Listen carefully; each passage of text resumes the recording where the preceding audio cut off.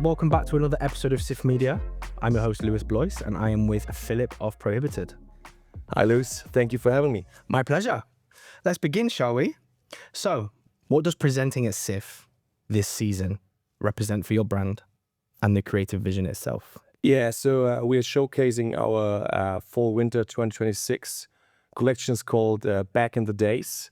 And again, like 1 year ago, it's inspired a lot by the 80s and 90s vintage sport cosmos, and also a lot of, let's say, outdoor vibes. I think it's a very good range, and so far the best product range we ever had. So feedback is outstanding so far. Nice. I mean, I guess referencing a time like that is quite good because there's so much reference. Yeah, absolutely, 100%. And I mean, it's funny because Patrick and I, my partner who is taking care of the design and marketing, well, from 95, but it's still such a big thing, the 80s and 90s. So we really fall in love with it. And also, especially with some typos we were creating for this collection. So result is quite crazy, I guess. Yeah. Nice. And with the typographies and stuff that you were developing, all developed in-house from scratch? Absolutely. So until today, so we are now 4 years in with Prohibited, and we're doing anything in-house to have control over all the operations and the brand DNA. So we really like to take the responsibility. So from the first drawing, so from the design, until we deliver the goods to our direct consumer, our wholesale partners, we run literally everything in-house, including sales, including production. So the only partners externally we have actually, let's say, our wholesale customers and our manufacturers in Turkey, Pakistan, and China. And of course, some nice partners like the SIP. They are good people. I mean, I guess when you think about the industry today, it's quite important that you have a good group of stakeholders and, colleagues and people around you, because, we've seen it of late, brands getting the short end of the stick when it comes to bad deals.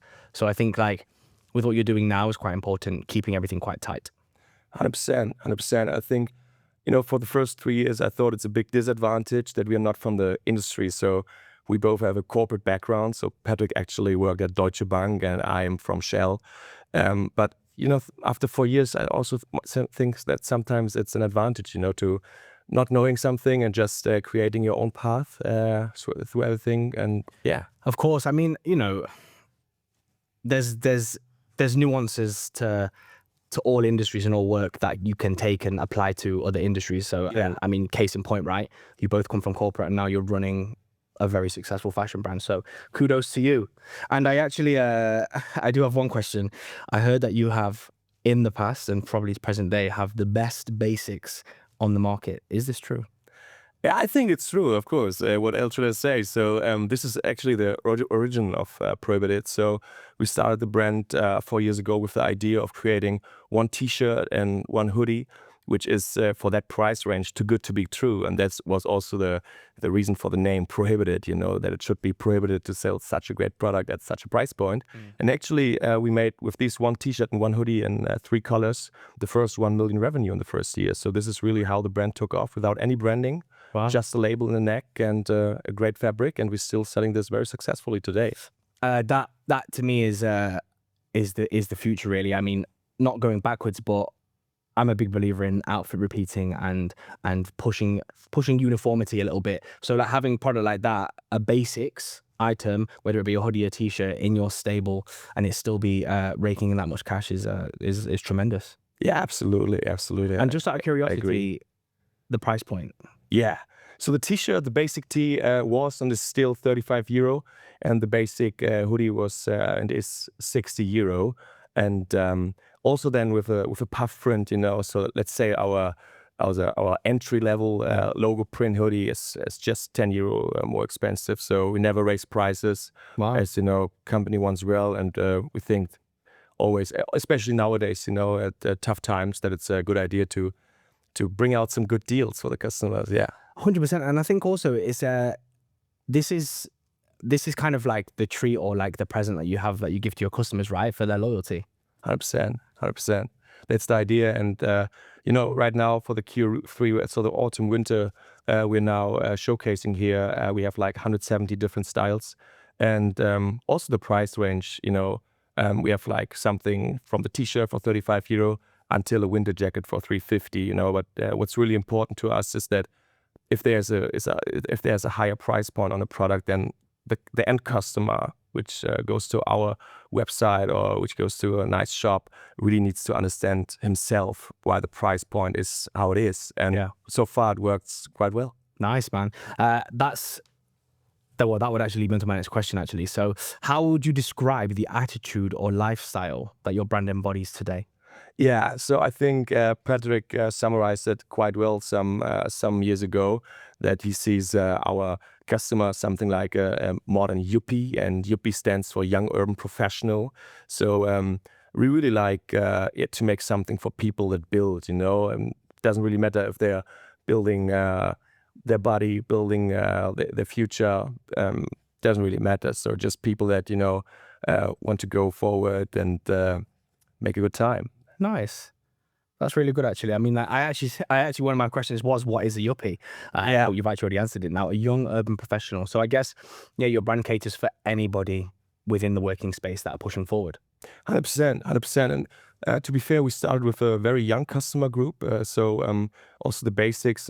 So we grow so fast in the first year with 1 million revenue because of TikTok. We were one of the first brands, or the first brand in Germany, that used TikTok like 4 years ago to really start a new brand and bring it out, because it's not that easy actually to sell a white t-shirt or a black t-shirt from a label that no one really knows, So back in the days, we really described why this t-shirt is the perfect t-shirt, And nowadays it's different, and also the quantities we are selling with more fashionable products had shifted a lot. So for example, like 2025, by far the best-selling product, and I'm very proud of it, was our pleated pants that I'm wearing right now, double pleated pants, and yeah, so it's for us very important, to keep our strength. Same with the wholesale, we consider ourselves still as a D2C company, as a social media company that is also doing wholesale and retail, But we really like to keep our strength from the past and add more and more things. Like, for example, last year in June, we started with our first in real life marketing stuffs, because that's what we really love. I think especially during COVID, everyone had the feeling that it's a little bit enough with the internet and being online. So we really like to go out more and more with like pop-up. For example, also tomorrow we have the first pop-up in Copenhagen. We had our first pop-up shop in Paris, in Le Marais, BHV, in December. And also with the running club, so we really like to go out and meet our customer and meet our partners, and just be out and in real life. So let's touch on running, because I think running's become so prevalent within fashion, right? Yeah. But I guess, without assuming, you were a runner before you started the brand, right? Mm-hmm. And your partner too? Pardon? And your partner as well? Yeah, 100%. So actually, most of our employees have a sports background, especially in the sales team, and I'm very proud of it. So like we are right now, including me, 4 people in the sales team, and everyone has been to a youth national team at least. Wow. So yeah, and in different sports. So for example, one was very successful in discus. I don't know if it's the right word, but yeah, discus, and another one rugby national team, and my longest employer in sales, Leroy, has been very good in soccer, or let's say football. I don't like the word soccer, but it's a different story. Yeah, and everyone is quite good in sports at our company and very ambitious, and not everyone, but most of them. And it was just the idea, because you can go on a run without a big preparation. You just need shoes. And it's also possible to do in chucks, so you not even need good running shoes to go for a run. And we liked it without a big preparation, just to go out, meet people, and have a good time and have a chat. So with the run club, it's obviously become quite a key part of the brand's identity now. Yeah. Right? What was the beyond what you've just mentioned? What was the other inspiration in bringing it together, like merging the world's fashion and sports with Prohibited? Yeah, that's a good question. So the idea was that when people, especially wholesale clients, come to our Berlin office, which is directly in the heart of the city, at the best place, Scheunenviertel at the Münzstraße, everyone always said, "Oh, it's so great here. The vibe is phenomenal." And Patrick and I thought would be a great idea if we we bring our customer to our home base. Take them on a tour. Yeah. That was the first idea. And then our head of marketing, Annika, which is, by the way, our longest employee, she said, yeah, why not doing a running club and starting and ending it here? And this was the first idea, you know. It wasn't, and most of these things don't start with like a big strategy paper. It's more like we do a lot of try and error. Yeah. And then for the first running club, we posted on Strava and said, okay, everyone that comes can have a free shirt, and we print ourselves on a nice running club logo from Prohibited. And then on the first time, like 100 people came, and on the sixth time, like it was 250 in Berlin, and then we got some trouble with authorities. So then we need to change the place, and weren't able any longer to do it in our office. But especially these first 5 or 6 times in our office was so cool, because after running club, all the community really liked to see the office and touch the garments and ask questions about the work and how we've done anything. It was really an incredible time. Well, this is it. I mean, it's pretty rare for customers of a brand, of their favorite brand, to be able to speak with the founder, the designer, you know. Yeah. So for you guys to be able to break the fourth wall and give people an insight into the life is, it's pretty incredible. Yeah. And to be fair, it's good to hear that, because normally I don't see it from that perspective, you know, because we are still the same guys. We're just inside. Yeah. We're still doing the same stuff every day, you know. Just the company became bigger and more employees, but everything else is still the same, you know. And do you feel the energy from the community and the run clubs like be injected directly into the brand and like what you guys are pushing out? Yeah. That's absolutely crazy, the energy and also the positive vibe you're getting. And for me, so far, by far the best running club ever was the summer edition. So like half a year ago in Copenhagen. This was our first Copenhagen running club, and we just posted like a week before the CIF, and we had like 250 people sign up and 240 people show up, really. Wow. And this was incredible. That's a serious turnout. Yeah, you know, at 7:15 in the morning in the summer in Copenhagen, sun is just rising, and sunny day. It's an incredible feeling, you know, to see all the people and everybody has a smile in their face, and it's crazy. And on that one, I even met now a good friend who became a very big customer, you know. So it's I just love it. There we go. It works sometimes. Sometimes the most organic moments are the most fruitful, right? 100%. Yeah. So Copenhagen, it's become a hub within Europe for design and lifestyle. Yeah. What are your thoughts on the city and it being one of your chosen places to do pop-ups? Yeah, I know we love Copenhagen. You know, for me it's a perfect city. So I have nothing which I could say could be better. And it's different with Berlin. You know, I'm from Berlin. I love Berlin. It's in my heart. I will never move somewhere else. But at the size, the style, you know, the buildings, the people, everything is just perfect. That's so chill, man. I mean, I live in London. You live in Berlin. We are worlds apart from Copenhagen, but it's a special city, man. It's so special, you know. The food, I just love everything, and we always try to. This time it wasn't possible. For example, in the summer we come like 3 days earlier, Patrick and I, and just have a good time privately, you know. Go to some nice bars and restaurants, and we love it, you know. And this time we thought it's a good time because it's now the last city. We were on a big tour for our Q3 showcasing. So your tour or beyond? No, it's beyond actually. So Patrick and our international sales rep Ben are right now in New York for the first time at the Welcome Edition. But we started off with Berlin and Florence, and then went to Munich, Düsseldorf, Amsterdam, Paris, and now we are in Copenhagen apparently. And I thought it's a good idea to make it, you know, as a very interesting and also, let's say, different ending. So we're not only doing the CIF and the running club, but also for the first time we are hosting our first pop-up here in Copenhagen tomorrow.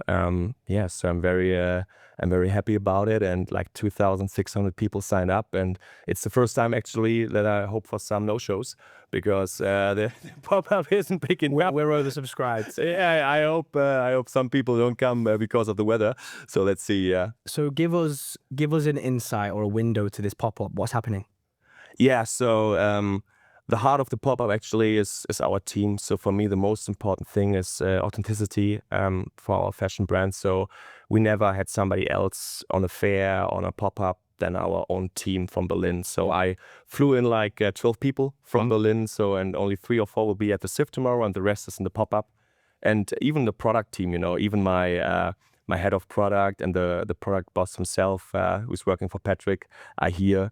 So I really like to bring out the team that can, bring the message to the people, to the community. I really like this idea, and so far it worked really well.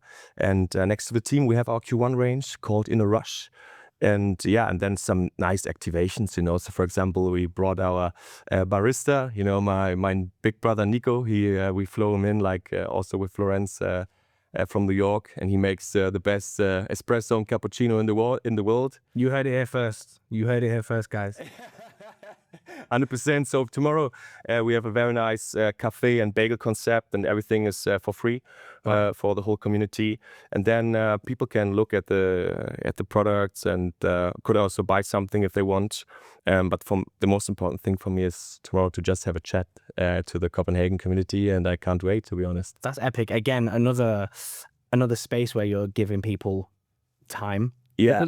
And again, I'm really putting emphasis on it because it is so rare. Designers and creative directors and co-founders are often behind this veil that nobody can ever break through. But it's great that you're doing that, man. No, 100%, I agree, and we give our best, to stay like this, because I think this really makes a difference, and this is also, of course, for me the most fun part of my job, because an average day for me is like sitting at my desk and having calls all day long, and the rest is like Excel spreadsheets. So I really enjoy these order windows all the time when I can travel and talk to people. Nice. Yeah. So there's going to obviously be a lot of energy from tomorrow's pop-up. And how do you otherwise translate that energy or bottle it up and then take it back home and put it into the next collection? That's a very good question, and to be honest, that would be the perfect question for Patrick, as he's still our creative director.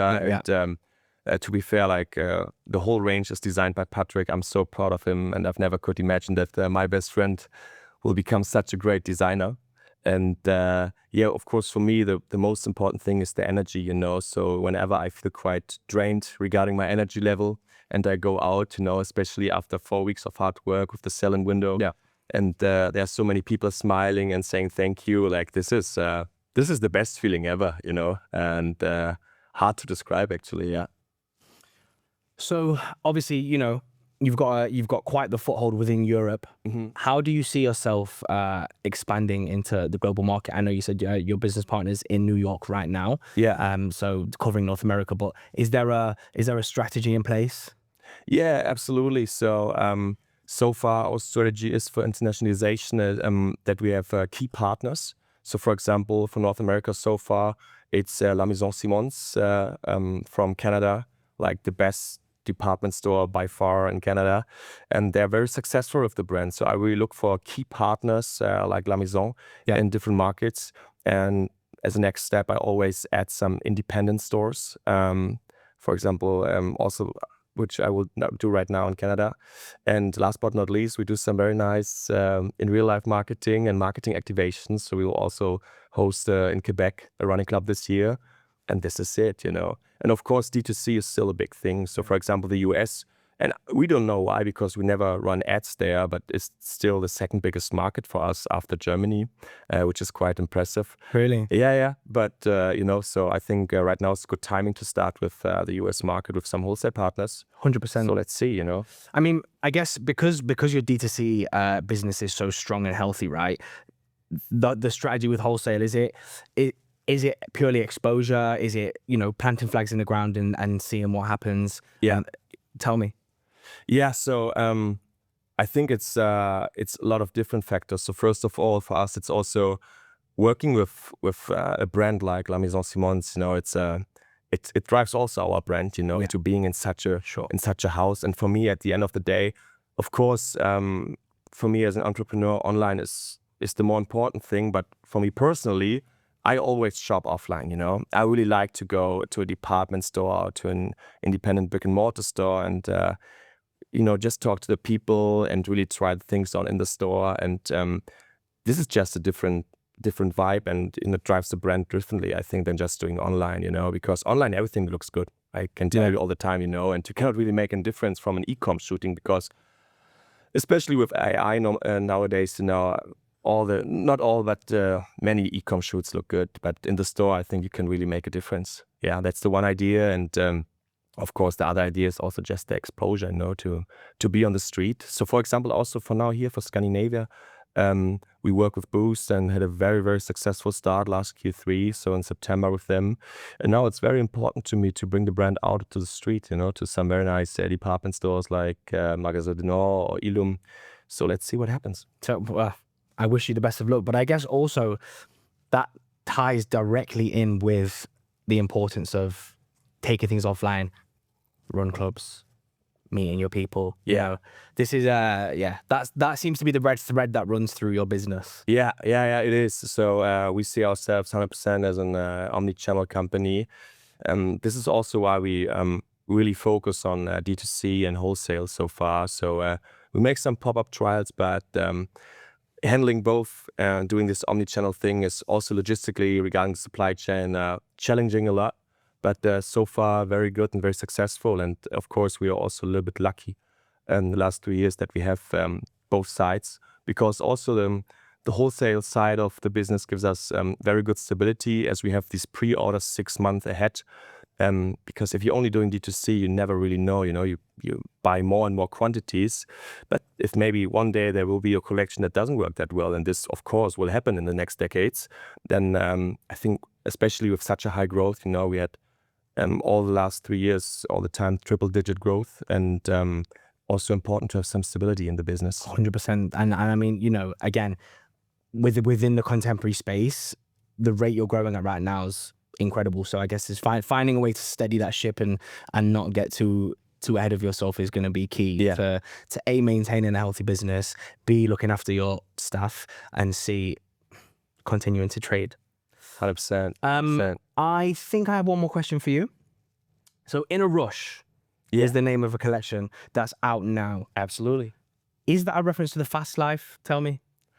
Yeah, it's a reference to many things. So first of all, the fast life. I mean, my life is like mid-fast, I would say. I'm lots of time in Berlin in our headquarters, which I really love. But Patrick, for example, like last year, he'd been like 200 days on the road. Gone. Yeah. So Patrick is himself like every month in every single factory to check all the manufacturers and to check the garments mid-production, after production. And he also visits many customers to me, which I do as an appreciation to big customers that I bring the creative director. So we are, of course, in a rush, I would say, on the one hand. But on the other hand, Patrick and I are huge car fans. We are Formula One fans. Also before this Netflix thing came out, actually. So it's for many things and a little homage, I would say, the In a Rush thing. Yeah, nice. And we have also for that very nice activation. So we had a very nice raffle. So you could win amazing gifts, like a new 10,000 euro bike and Porsche GT3 racing training on the Nürburgring. And of course, my favorite, and I will be part of it, a kart Grand Prix in Berlin. So we go-karting with some partners, influencers, and some customer that won it.